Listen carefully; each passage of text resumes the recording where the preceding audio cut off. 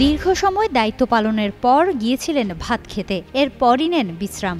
এতেই বাধে বিপত্তি। এই অপরাধেই চাকরি থেকে প্রত্যাহার করা হয় পরপর ৩ পুলিশ কর্মকর্তাকে।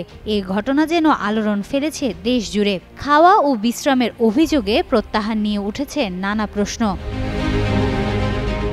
সংশ্লিষ্ট একাধিক কর্মকর্তা জানান, শুক্রবার শহর জুড়ে আওয়ামী লীগের কর্মসূচির বিষয়ে পুলিশের কাছে আগাম তথ্য ছিল। দায়িত্বশীল সবাইকে মাঠে থেকে দায়িত্ব পালনের নির্দেশনা দেওয়া হয়। পুলিশ সদস্যরা দায়িত্ব সঠিকভাবে পালন করছে কিনা তা তদারকির জন্য মাঠে নামানো হয় ঊর্ধ্বতন কর্মকর্তাদের। এরই ধারাবাহিকতায় শুক্রবার জুমার নামাজ শেষে মোহাম্মদপুর থানায় যান অতিরিক্ত কমিশনার এস.এন. নজরুল ইসলাম।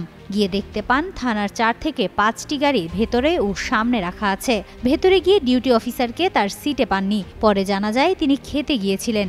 একইভাবে পরিদর্শক ও সহকারী কমিশনার দুজনই দুপুরের খাবার এবং বিশ্রামের জন্য থানায় অবস্থান করছিলেন।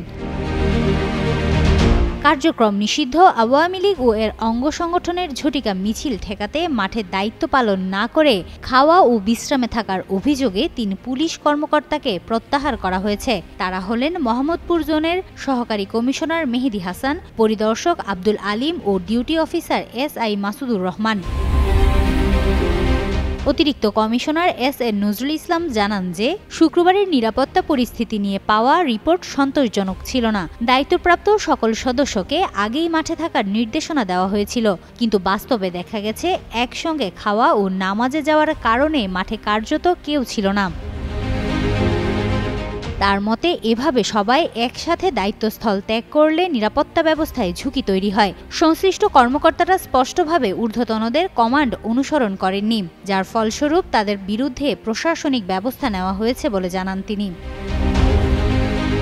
হিমাতুল জান্নাত, যুগান্তর নিউজ।